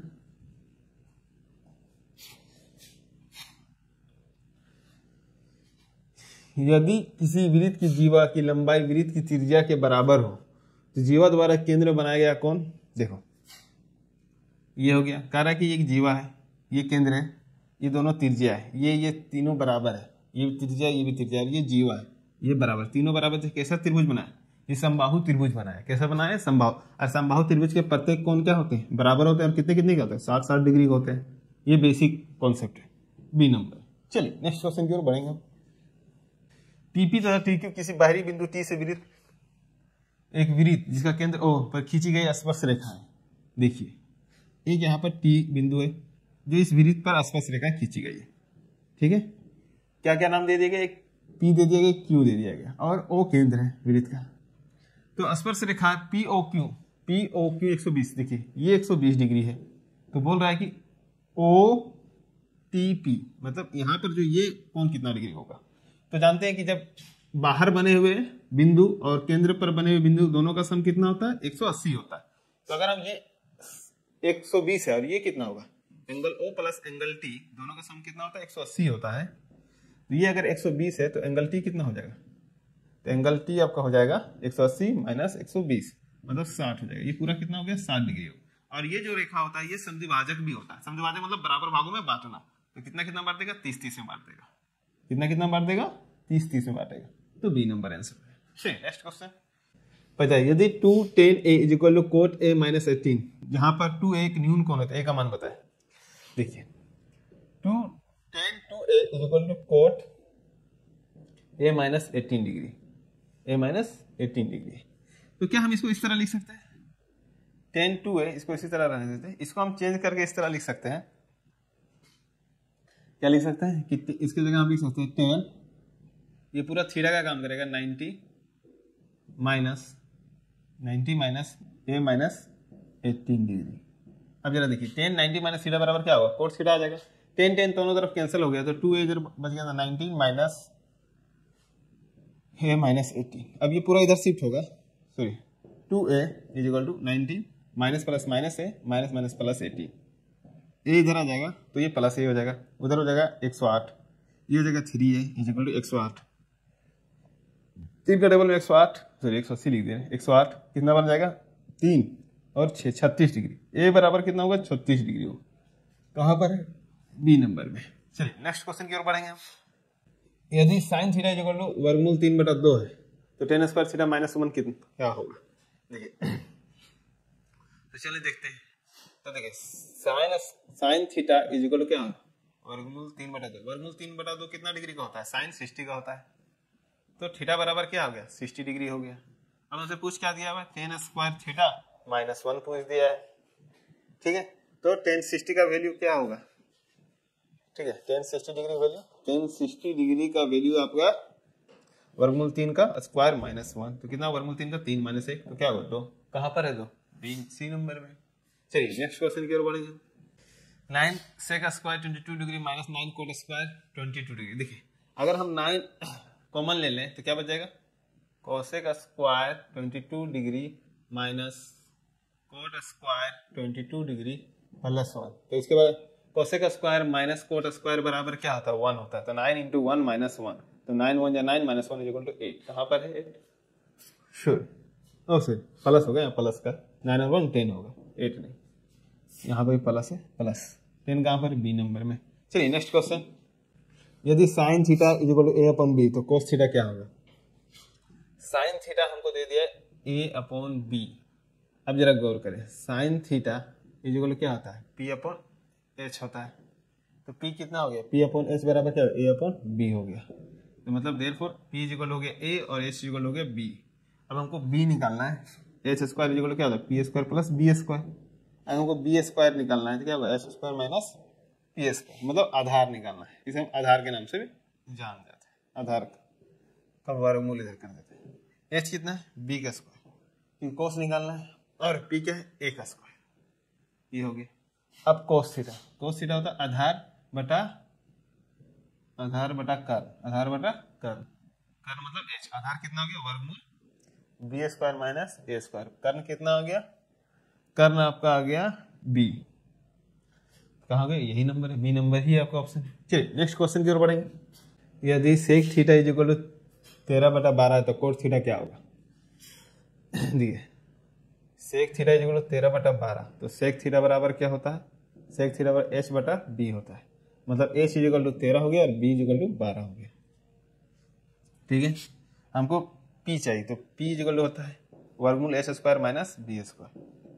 13 का वर्गमूल माइनस 12 का वर्गमूल। 13 का वर्गमूल होता है 169 माइनस 12 का 144, तो होगा वर्गमूल 25। 25 का कितना होता है? 5 होता है। अब सिंपल सा हो जाए कोट थीटा। कोट थीटा होता है बी अपॉन पी। बी कितना आ गया? बी आपका दिया हुआ है 12 और पी आपको दिया हुआ है 5। सी नंबर आपका आंसर हो गया। चलिए नेक्स्ट क्वेश्चन की ओर बढ़ेंगे। Sec theta plus tan theta into 1 minus sine theta. तो चलिए देखते हैं इसका भी क्या होगा। Sec theta plus tan theta into 1 minus sine theta. तो सेक थीटा को लिख सकते हैं 1 upon cos theta plus tan theta को लिख सकते हैं sine theta upon cos theta. और यहाँ पहले से इंटू है 1 माइनस साइन थीटा। एलसीएम आ जाएगा कोस थीटा, यहाँ जाएगा 1 प्लस साइन थीटा और इधर इंटू में था 1 माइनस साइन थीटा। ठीक है, ए प्लस बी ए माइनस बी, तो 1 माइनस ए स्क्वायर माइनस बी स्क्वायर, ए स्क्वायर माइनस बी स्क्वायर। 1 का स्क्वायर 1 और साइन स्क्वायर थीटा का square sine square theta upon cos theta. 1 minus sine square theta बराबर होता है cos square theta और नीचे cos theta. Cos square theta से कोस एक कैंसिल हो गया, सिर्फ कोस थीटा बच गया। कहाँ पर है? बी नंबर में। चलिए नेक्स्ट क्वेश्चन की ओर हम बढ़ेंगे। किसी घनाभ के 3 संलग्न फलकों का क्षेत्रफल क्रमशः ए बी और सी दिया, तो घनाभ का आयतन देखिए। पहला फलकों का क्षेत्रफल है एल इंटू बी, कितना दे दिया हमको? ए दे दिया है। दूसरा होता है बी इंटू एच, तो कितना दे दिया? बी दे दिया है। क्षेत्रफल है ये सारा क्षेत्रफल। और तीसरा फलक का क्षेत्रफल होता है एच इंटू एल, क्या दे दिया है? सी दे दिया है। हमको आयतन निकालना है। क्या निकालना? क्या पूछा है? घनाभ का आयतन पूछा है, मतलब आयतन हमको निकालना है। तो आयतन का सूत्र होता है L into B into H होता है। तो हमको अगर इन सब को इंटू कर लेते हैं सारे के सारे, तो क्या हो रहा है? सारा का सारा अगर इंटू कर ले तो एल स्क्वायर हो जाएगा, बी स्क्वायर हो जाएगा, एच स्क्वायर, इधर हो जाएगा ए इंटू बी इंटू सी। हमको एल बी सी चाहिए, तो मतलब इसके अगर अंदर में रूट लगा दें, क्या लगा दें? रूट लगा देते हैं। अगर हम यहाँ पर रूट लगा दें, इधर भी रूट लगेगा, तो क्या हो जाएगा? एल बी एच आ जाएगा। बस इधर रूट रहेगा ए बी सी, मतलब L into B into H बराबर क्या है? रूट वर्गमूल अंदर ए बी सी आ जाएगा। कहाँ पर? C number. चलिए नेक्स्ट क्वेश्चन की ओर बढ़ेंगे। मान एक घन का संपूर्ण पृष्ठ क्षेत्रफल 216 सेंटीमीटर स्क्वायर है, तो इसका आयतन क्या होगा? घन का संपूर्ण पृष्ठ क्षेत्रफल, संपूर्ण पृष्ठ क्षेत्रफल का फॉर्मूला कितना दे दिया? 216, तो होता है 6 इंटू ए स्क्वायर, मतलब 216। 6 का डबल से होगा 6 बार में 36 बार में चल जाएगा। ए जो वर्गमूल 36, तो क्या आ जाएगा? 6। अब आयतन हमसे पूछ दिया है, आयतन क्या होता है? ए का घनमूल होता है, तो 6 का घनमूल कितना होगा? 216 ही होगा, सेंटीमीटर क्यूब होगा। कहाँ पर? डी नंबर में। चलिए नेक्स्ट क्वेश्चन की ओर बढ़ेंगे। दो घनों का आयतन का अनुपात देना, उनके संपूर्ण पृष्ठ क्षेत्रफल का, दो घनों का आयतन मतलब A1 अपॉन आयतन का अनुपात दो घनों का। ठीक है, A1 अपॉन A2 का घनमूल और घनमूल करके 1/64 दिया हुआ है। तो A1 अपॉन A2 क्या हो जाएगा? वर्गमूल 1/64 1/64, तो क्या हो जाएगा? एक का घनमूल एक ही होगा, 64 का घनमूल 4 होगा, मतलब 1:4। अब इनका संपूर्ण पृष्ठ क्षेत्रफल, संपूर्ण क्षेत्रफल का अनुपात पूछा आपसे, ठीक है। तो मतलब 6a1 का स्क्वायर अपॉन 6a2 का स्क्वायर, 6 से 6 कैंसर, a1 1 है और a2 4 का वर्ग, 1 का वर्ग 1 और 4 का वर्ग 16, मतलब 1:16। कहाँ 1:16? बी नंबर में। चलिए नेक्स्ट क्वेश्चन की ओर हम बढ़ेंगे। दो वृत्त बेलन जिनकी आयतन समान है, उनकी ऊंचाई क्रमशः का अनुपात, ऊंचाइयों का अनुपात 1:2, तो उनकी त्रिज्याओं का अनुपात क्या होगा? दो बेलन का आयतन समान है तो उनकी ऊंचाई का अनुपात हमको दे दिया, तो h1 और h2 का अनुपात हमको दे दिया, एक बराबर, उनका आयतन समान है, पाई r1 का square h1 equal to pi r2 का स्क्वायर h2, ठीक है। पाई से पाई कैंसल, समान बोल दिया है, ठीक है। r1 का स्क्वायर h1 हमको दे दिया 1 और r2 का स्क्वायर हमको दे दिया है और h2 हमको 2 दे दिया है, तो r1 अपॉन r2 इधर आ जाएगा, तो होल स्क्वायर इधर आ जाएगा, equal to 2/1, r1 upon r2 का होल अंडर 2, वर्गमूल 2 का 2 और 1 का 1, तो वर्गमूल 2:1 कहाँ पर है? बी नंबर में है। चलिए नेक्स्ट क्वेश्चन की ओर बढ़ेंगे हम। चलिए क्वेश्चन नंबर 55 देखते हैं। एक बेलन का वक्र पृष्ठ क्षेत्रफल 1760 है, मतलब 1760 सेंटीमीटर वर्ग है, एवं इसकी आधार का व्यास 28 सेंटीमीटर होगा, यहाँ पर सेंटीमीटर स्क्वायर गलती से आ गया, 28 सेंटीमीटर है, तो इसकी ऊंचाई याद करें। तो बेलन का वक्र पृष्ठ क्षेत्रफल, बेलन का वक्र पृष्ठ क्षेत्रफल हमको, वक्र पृष्ठ ये क्षेत्रफल हमें कितना दे दिया गया है? 1760, और हमसे बोल दिया गया व्यास, इसका व्यास कितना दे दिया गया है? 28 दे दिया गया, तो त्रिज्या कितना होगा? 28/2, तो मतलब 14 हो गया, मतलब 14 सेंटीमीटर हो गया। अब वक्र पृष्ठ क्षेत्रफल 2πr। अब इसमें निकालने क्या बोला हमसे? ऊंचाई पूछ रहा है, क्या पूछा? ऊंचाई मतलब h निकालने बोला, 1760। अब देखिए 2 पाई का वैल्यू 22/7, r हमें दिया हुआ 14, h हमें निकालना है 1760। देखिए 2 का टेबल में, सॉरी 7 का टेबल में 14 कितना बार में आएगा? 2 बार में आएगा। 2 का टेबल में 1760 काटिए, 8 8 0। 22 का टेबल में इसको काट दीजिए 4 बार में 40, तो h इक्वल क्या होगा? देखिए यहाँ पर 2 और भी बचा हुआ, कितना बार कर गया? 20 बार में कर गया, तो h इक्वल क्या होगा? 20 सेंटीमीटर हो जाएगा। कहां पर है ऑप्शन? ये हमारा सी नंबर का ऑप्शन है, 20 सेंटीमीटर हमारा आंसर आ गया। आई थिंक आप इसको समझ गए होंगे। चलिए हम नेक्स्ट क्वेश्चन की ओर बढ़ते हैं। यदि O केंद्र की त्रिज्या r वाले वृत्त में एंगल AOB थीटा डिग्री, तो AB चाप की लंबाई, देखिए चाप की लंबाई हमको सिंपल सा पता है, चाप की लंबाई निकालने का सूत्र होता है θ/360 × 2πr।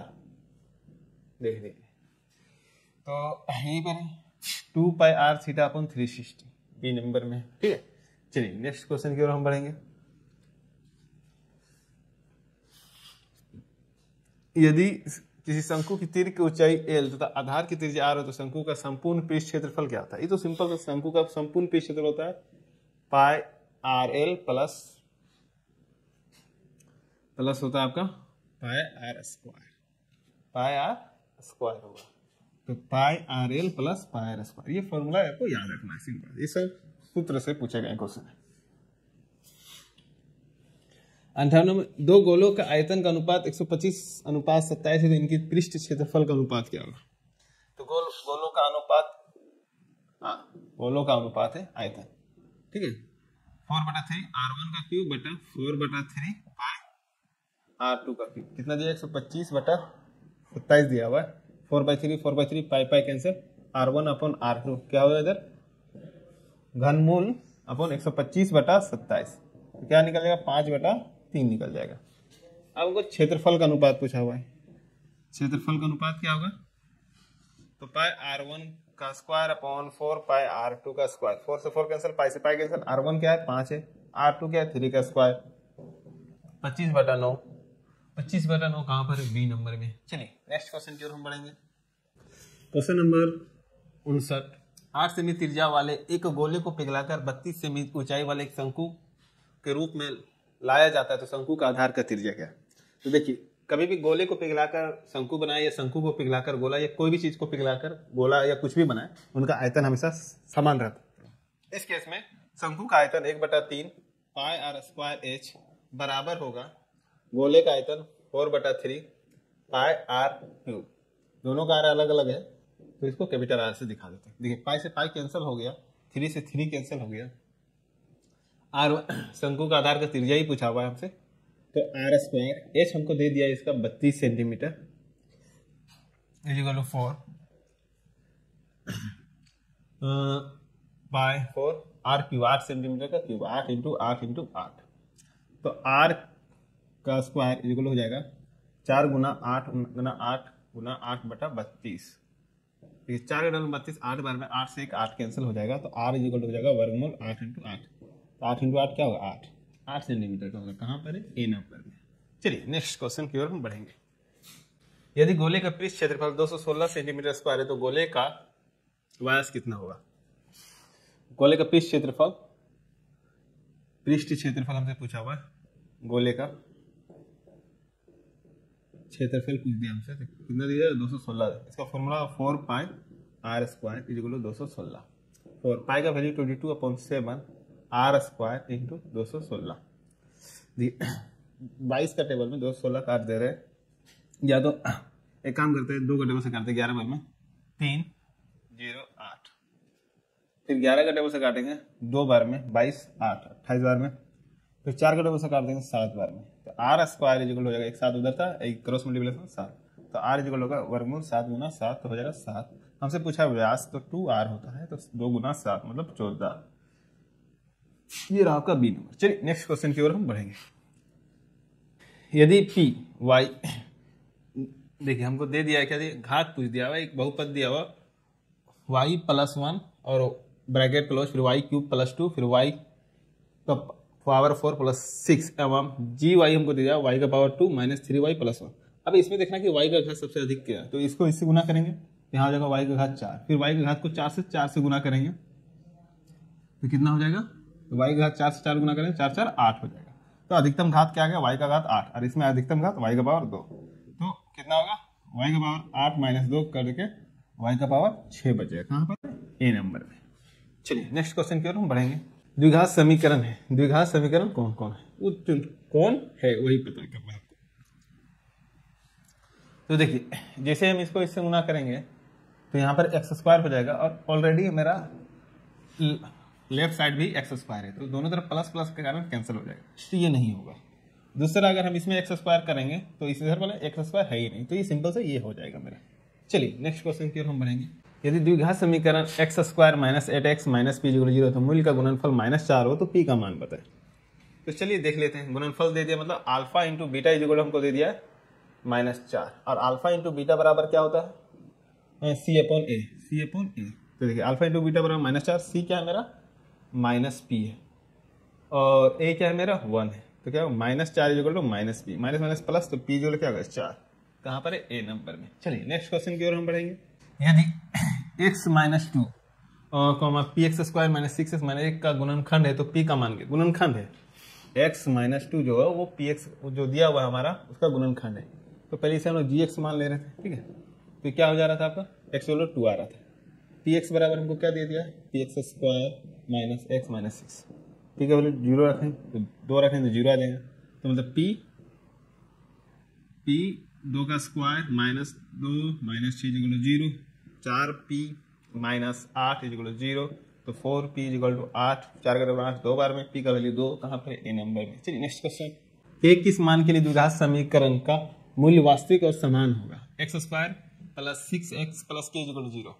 हमको द्विघात समीकरण दे दिया x² + 6x + k इक्वल 0, हमको बोलते हैं वास्तविक और समान है ना, तो b² - 4ac इक्वल क्या होगा 0, b क्या है 6 का स्क्वायर -4, a क्या है मेरा 1 है, और c क्या है मेरा k है इक्वल 0, तो 36 - 4k इक्वल 0, तो -4k इक्वल +36 देगा -36, 4 का टेबल 36 9 बार में, माइनस प्लस, तो k इक्वल 9, कहाँ पर है, बी नंबर में।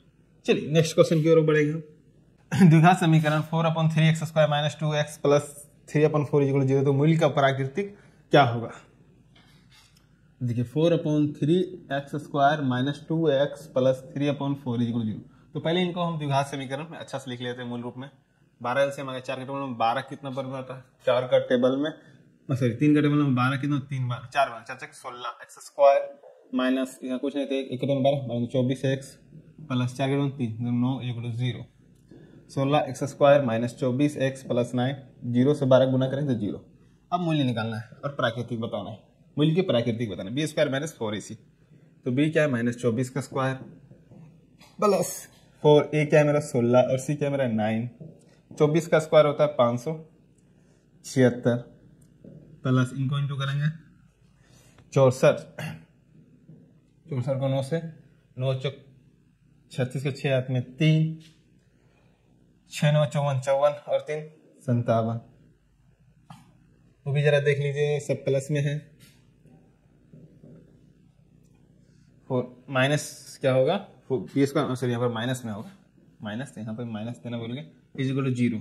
तो b² माइनस 4ac का मान क्या है 0 आ गया। तो मूल्य तो वास्तविक हो गया और समान हो गया। चलिए नेक्स्ट क्वेश्चन की ओर बढ़ेंगे। यदि द्विघात समीकरण y² प्लस 3y माइनस 18 0 का एक मूल्य -6 तो इसका दूसरा मूल्य क्या होगा? एक मूल्य -6 तो दूसरा मूल्य क्या होगा? तो देखिए अगर हम बात करें मूल्य को y² plus 3y minus 18 0, simple से बात करें शून्य को अमूल्यों का योग क्या था अल्फा प्लस बीटा इक्वल क्या होगा माइनस b अपॉन a होगा। एक मूल्य दे दिया 6 दे दिया, सॉरी -6 दे दिया, बीटा हमसे दूसरा मूल्य पूछ दिया।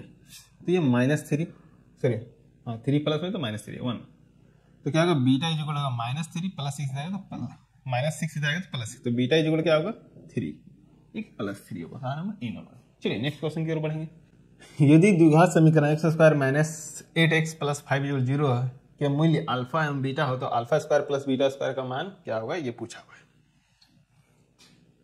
α² प्लस β² का मान क्या होगा तो पूछा। तो द्विघात समीकरण का मूल्य ज्ञात कर लेंगे x² minus 8x plus 5 equal 0, तो 5 गुना करके लाना है, जोड़कर -8 लाना है, तो कैसा होगा?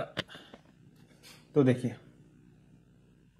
गुना कर 5 लाना, जोड़कर 8 लाना है, तो ये तो थोड़ा सा मुश्किल है, तो इसमें फ्रैक्शन वाले नंबर आ जाएंगे। तो एक काम हम और कर सकते हैं कि हम शून्यों का योग निकाल लेंगे, अल्फा प्लस बीटा निकाल लेंगे। कितना आ जाएगा -b अपॉन a होता है, -b क्या होगा -8 1 और पहले से भी माइनस तो 8 हो गया। और शून्यों का मूल्यों का मूल्य या शून्य का एक ही चीज कह सकते हैं, मूल्य का गुणनफल अल्फा इंटू बीटा मतलब c अपॉन a मतलब 5/1 मतलब 5। हमसे पूछा क्या अल्फा प्लस बीटा का होल स्क्वायर करेंगे तो क्या होगा अल्फा प्लस बीटा कितना था 8 का square, alpha square plus beta square plus 2 alpha into beta 8 का स्क्वायर 64, अल्फा का स्क्वायर प्लस बीटा का square plus 2 alpha into beta मेरा 5 हो जाएगा जो 64, alpha square plus beta square equal हो जाएगा 64 माइनस 10 इक्वल 54। कहाँ पर है? बी नंबर में।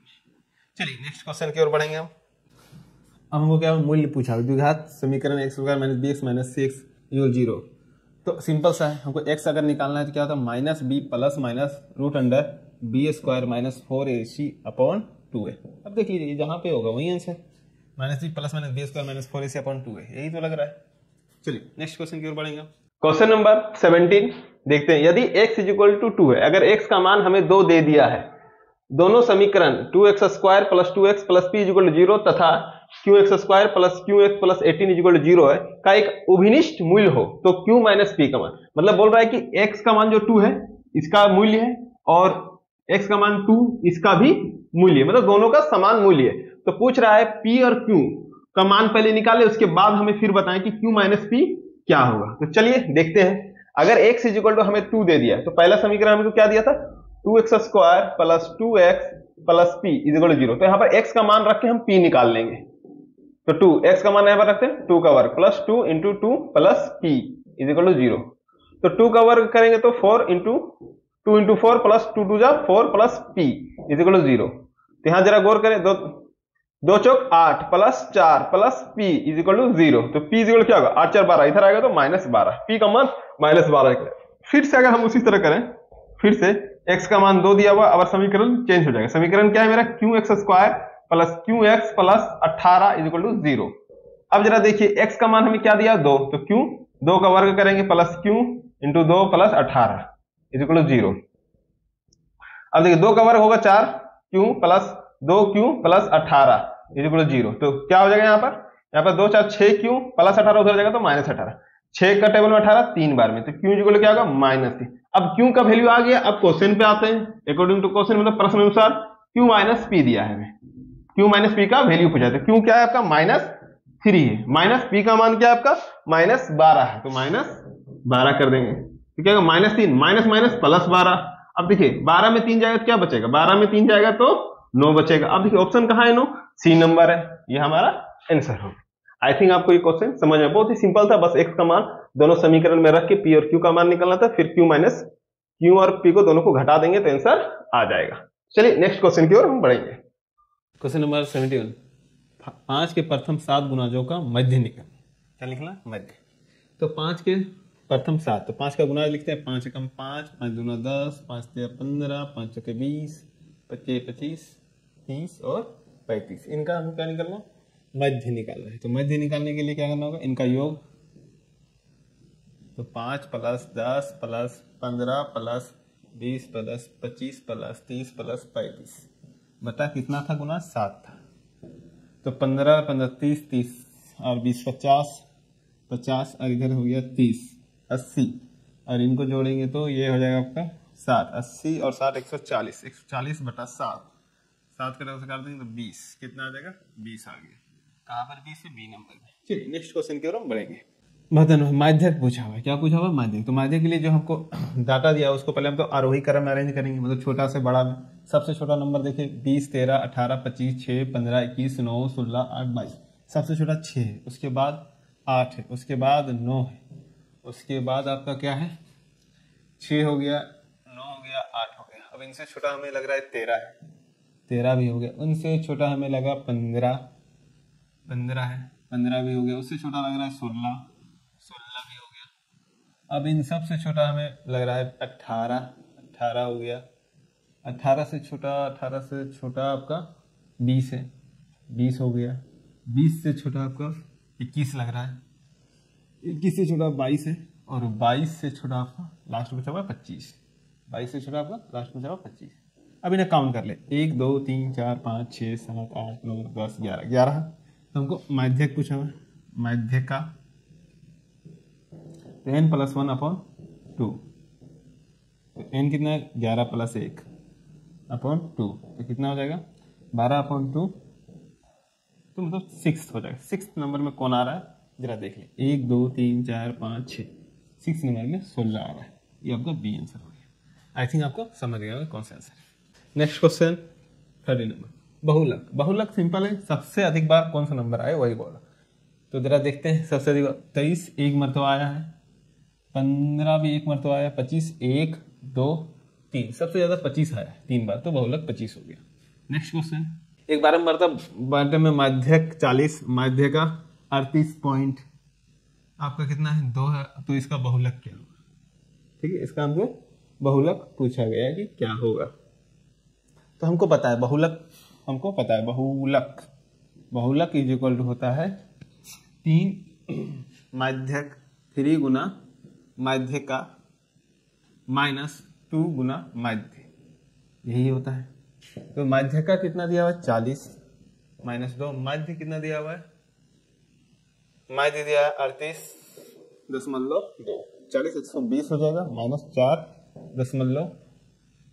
8 2 16, हाथ में 1 2 3 6 6 1 7 76.4, 6 बज गए तब 9 में 6 गया तो 3, और यहाँ बच जाएगा आपका 11, 11 में 7 गया तो 4, तो 43.6 कहाँ पर है, बी नंबर में। चलिए नेक्स्ट क्वेश्चन की ओर बढ़ेंगे।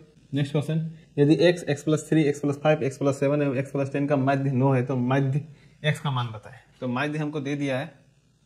अब देखिए x +3 x +5 x +7 एवं x +10 का माध्य 9 कितना है, 1 2 3 4 5, तो 5, और माध्य हमको 9 दिया, 9 गुना 5, यहाँ पर कितना है 1 2 3 4 5, 5x प्लस 3 5 8 8 7 15 15 15 और 10 25, यहाँ पर 45 - 25 = 5x, 0 20, यहाँ पर 5x, 5 का डबल में 20 4 बार में, तो x वाला कितना होगा 4 होता है, ए नंबर। चलिए नेक्स्ट क्वेश्चन की ओर हम बढ़ेंगे। पर प्रायिकता का न्यूनतम मान क्या होगा? प्रायिकता का न्यूनतम मान शून्य होता है। क्या होता है? प्रायिकता का न्यूनतम मान शून्य, क्योंकि प्रायिकता जो होता है शून्य के बराबर या शून्य से बड़ा, बट 1 के बराबर हो सकता है, बट 1 से बड़ा नहीं होगा। तो न्यूनतम प्रायिकता का न्यूनतम मान शून्य होगा। ठीक है, चलिए नेक्स्ट क्वेश्चन। यदि किसी घटना ए की घटने की प्रायिकता 0.35 है तो ए का नहीं घटने की प्रायिकता क्या होगी? तो सिंपल सा PE प्लस नॉट E का दोनों का सम क्या था? 1। अगर ये हमको दे दिया है कि 0.35 है तो ये नहीं होने की प्रायिकता क्या होगी, वही पूछा हमसे। तो PE नॉट E 1 इधर आके माइनस होगा 0.35, तो ये जगह 10 में 5 गया तो 5 9 में 6 0.65, कहाँ पर? C number. चलिए नेक्स्ट क्वेश्चन की ओर बढ़ेंगे। 3 सिक्कों को उछालने की संभावना परिणाम 3 सिक्कों का एक साथ उछाल जाए तो एक सिक्के में कितने परिणाम आते हैं? 2। तो 3 बार उछाल रहा है तो 2 का घन कर लो, तो 2 का घन 8 होगा। तो कुल परिणाम कितना होगा? संभव परिणाम 8। नेक्स्ट क्वेश्चन, निम्न कौन सी घटना प्रायिकता नहीं हो सकती? 0.5 ये हो सकती है, ये भी हो सकती है कि 80 का 100 से करेंगे तो 0.8 1 से छोटा है, ये भी 1 से छोटा है। ठीक है, 75.75 मगर ये 1 से बड़ा है तो ये नहीं हो सकती। चलिए नेक्स्ट क्वेश्चन। एक पासे में एक फेंकने में 5 या 5 से कम अंक प्राप्त होने की प्रायिकता। देखिए एक पासे को जब हम फेंकते हैं तो 1 2 3 4 5 6 परिणाम आते हैं। तो हम बोला कि 5 या 5 से कम, 5 या 5 से कम की प्रायिकता क्या है? 5 हो सकता है, 5 से कम 1 2 3 टोटल 5 हो सकते हैं और कुल परिणाम 6, तो 5/6 कहाँ पर है? C number. चलिए नेक्स्ट क्वेश्चन। अब बताना है क्या है? परिमेय संख्या, अपरिमेय है, पूर्ण संख्या, इनमें से कोई नहीं। देखिए 2.13 फिर 1 आए फिर 3, चलिए ठीक है, फिर 2 बार 1 आता, 1 2 3 बढ़ तो रहा है पर अपरिमित रूप से नहीं बढ़ रहा है, मतलब रिपीट नहीं हो रहा। एक के बाद दूसरा नंबर आना चाहिए था, वो नहीं आ रहा है, इसीलिए बढ़ तो रहा है मगर एक फॉर्म में, एक जो सीक्वेंस में बढ़ना चाहिए उस सीक्वेंस में बढ़ नहीं रहा, इसीलिए अपरिमेय संख्या होगा। चलिए नेक्स्ट क्वेश्चन की ओर बढ़ेंगे। एक परिमेय संख्या एवं एक अपरिमेय संख्या का गुणनफल कैसा होगा? तो ये हमेशा अपरिमेय होता है। क्या होगा? हमेशा अपरिमेय होगा। चलिए नेक्स्ट क्वेश्चन की ओर बढ़ेंगे। 0.57 पर एब्सोल्यूट का सरलतम रूप लिखे। तो सरलतम रूप लिखना है तो 0.57 पर एब्सोल्यूट है, तो एब्सोल्यूट कितना संख्या? मतलब 2 संख्या, तो 7। और किस पर एब्सोल्यूट नहीं लगा? 0 पर नहीं लगा, तो उसको -0। कितने संख्या पर एब्सोल्यूट लगा? दशमलव के बाद दोनों संख्या, दशमलव के बाद 2 संख्या, दोनों पर एब्सोल्यूट लगा तो 9 लिखे, मतलब 99 लिखे। 97 0 गया तो 97/99। कहाँ पर है 97/99? तो ये कुछ शायद कट रहा होगा, 3 का टेबल से ये कट रहा है, देखिए 19 बार में, और 3 का टेबल से ये 33 बार में, तो 19/33 ए नंबर। Next question. यदि 140 का अभाज्य गुणनखंड हमको दे दिया तो x + y + -z का मान बताए, तो 140 का अभाज्य गुणनखंड करें, 2 बार में 70, फिर 2 बार में 35, 5 बार में 7, तो मतलब 2 का घात 2 गुना 5 का घात 1, 7 का घात 1। तो बोला ये x y और ये z है, x + y - z बोला है, तो 2 + 1 - 1, 1 से 1 कैंसिल, 2 आ गया ए नंबर। चलिए नेक्स्ट क्वेश्चन। बोला 6 वर्गमूल 125 - 3 + वर्गमूल 5 + 1 - 4 वर्गमूल 5 क्या होगा? इनको सोल्व करना है। 6 125 को लिख सकते, 125 को लिख सकते 5 वर्गमूल 5 - 3 + वर्गमूल 5। देखिए तो चलिए देखते हैं यहाँ पर, तो देखिए यहाँ पर -+-3 होगा, -+ वर्गमूल 5 होगा, उधर +1 - 4 वर्गमूल 5। 6 में 3 गया तो 3 बचा, और 3 और 1 4। अब देखिए 5 वर्गमूल 5 और माइनस जुड़ जाएगा तो यहाँ पर -5 वर्गमूल 5, ये कैंसिल आउट हो गया तो बच गया 4। 4 क्या? परिमेय संख्या है। चलिए नेक्स्ट क्वेश्चन की ओर बढ़ेंगे। P/Q के रूप में लिखना है, Q का मान लिखना है, 0.375। तो जैसे ही दशमलव हटेगा, 1 बटेगा दशमलव का 3 संख्या तो 3 0 बैठेगा, 375/1000। अब इसको काटते हैं, 25 करते हैं, 5 के टेबल से काटते हैं, 7 बार में 2 5 25 5 के टेबल से 2 से बार, 25 के टेबल से 3 बार में, 25 के टेबल से इसको कर देंगे 8 बार में, तो 3/8। ये क्यों मेरा क्या है 8, इसका गुणनखंड क्या होगा 2 का घात 3 और 5 है ये, तो 5 का घात क्या होगा 0 होगा, ये नंबर। चलिए नेक्स्ट क्वेश्चन। दो संख्या का मासा 15 है, लासा 105 है, तो उन संख्याओं में से एक संख्या 5 है, दूसरी संख्या क्या होगी। तो देखिए दूसरी संख्या अगर हमको निकालनी है, दूसरी संख्या इज इक्वल होगा लासा गुना मासा बता पहली संख्या। तो लासा हमको दिया हुआ है 105, मासा हमको दिया हुआ है 15, पहली संख्या दिया है 5। 5 के टेबल में 15 काट देंगे 3 बार में, 3 से गुना करेंगे तो 315 हो जाएगा, दूसरी संख्या 315। चलिए नेक्स्ट क्वेश्चन 88 नंबर। यदि भाग algorithm A is equal to B Q plus R है, तो बी 83 है, क्यू 31 है, आर 32 है, तो ए का मान बताएं। ए इज इक्वल टू हमको दिया बी क्यू प्लस आर, ठीक है, ए हमको पूछा हुआ है, बी हमको दे दिया है 43, क्यू दे दिया 31 और आर दे दिया 32। तो देखिए इन दोनों को गुना करेंगे पहले 43 और 31 को,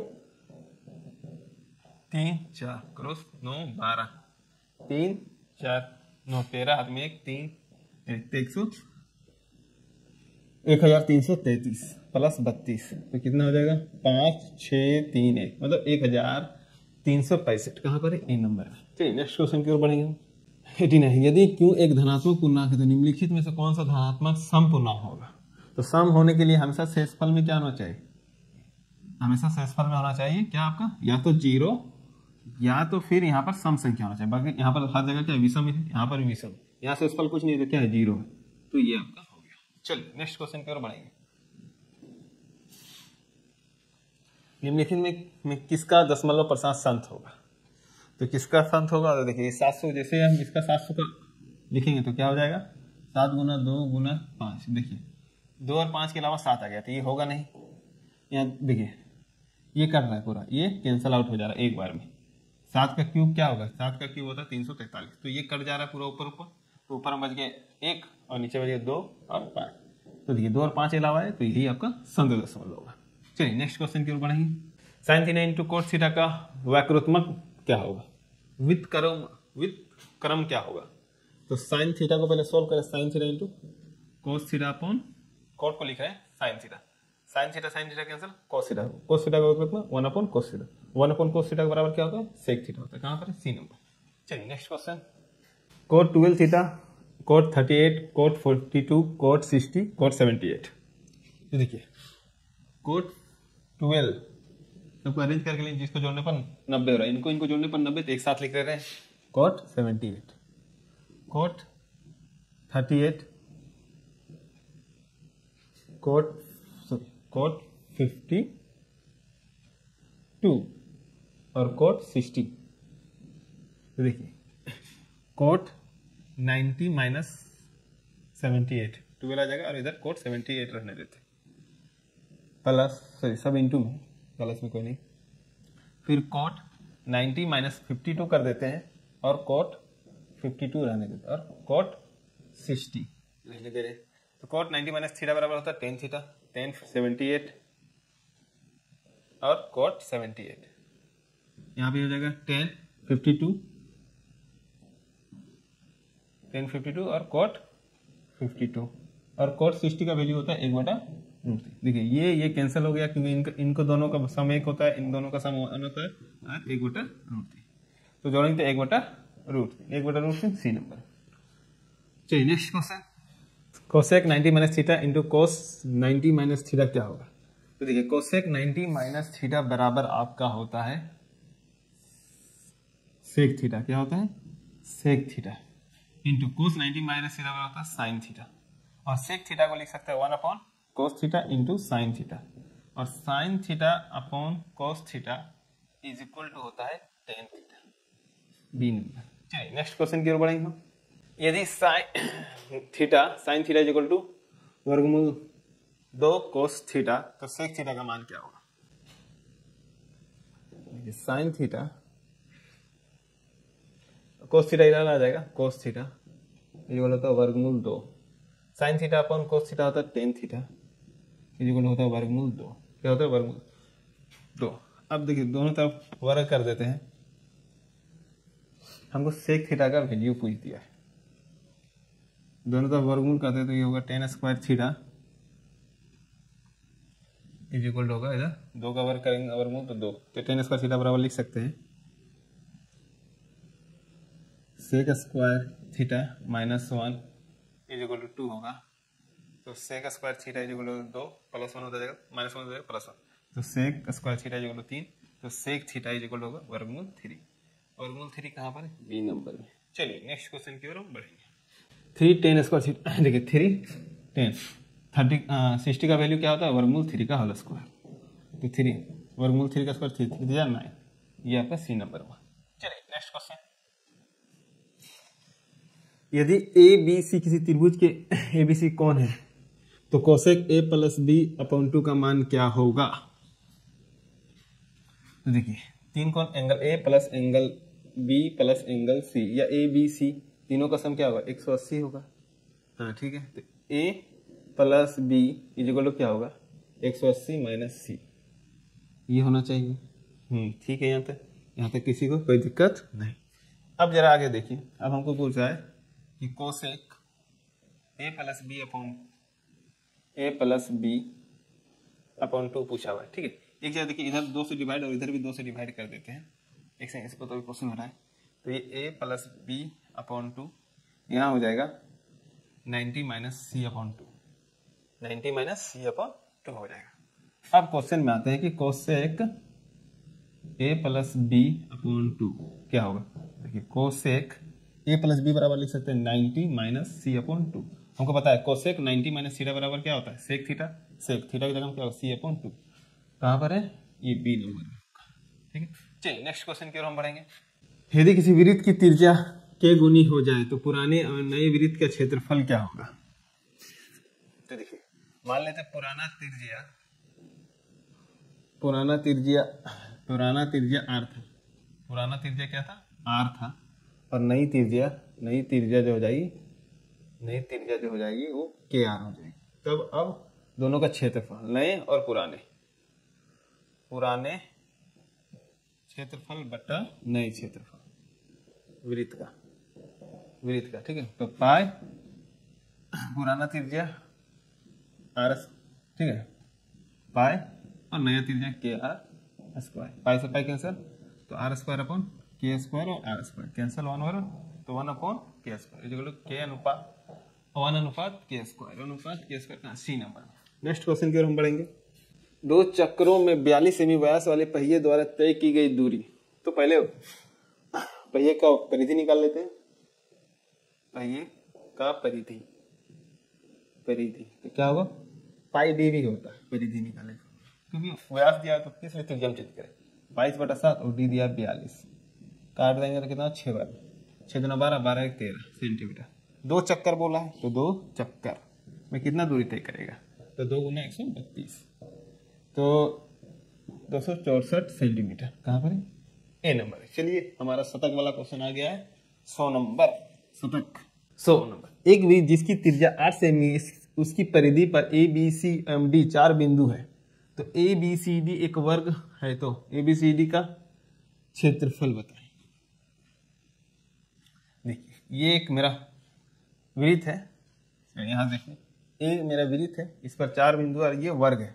क्या है? वर्ग। ए बी सी डी, और ये हमको दे दिया, क्या दे दिया? त्रिज्या दे दिया, यहाँ से यहाँ तक 8 है और यहाँ से यहाँ तक भी क्या? 8 है। तो ये क्या हो गया आपका? विकर्ण हो गया। विकर्ण किसके बराबर है? व्यास के बराबर है। विकर्ण का वर्गमूल 2 गुना भुजा होता है, तो व्यास कितना? 16, तो भुजा बराबर क्या हो गया? 16 बटा वर्गमूल 2। हमको क्या बोल रहा है? क्षेत्रफल पूछ दिया। क्या पूछ दिया? क्षेत्रफल पूछ दिया। वर्ग का क्षेत्रफल पूछा हुआ तो क्या होता है? भुजा का वर्ग होता है। तो भुजा कितना है? 16 बटा वर्गमूल 2 का वर्ग, तो 16 का वर्ग होता है 324। चलिए 324 नहीं होता, 256 होता है, और वर्गमूल 2 का वर्ग होता है 2, काट देंगे तो 128 सेंटीमीटर स्क्वायर होगा। कहाँ पर है? D number. और ये हमारा 100 कंप्लीट हो गया, शतक हमारा क्या हो गया? कंप्लीट हो गया। चलिए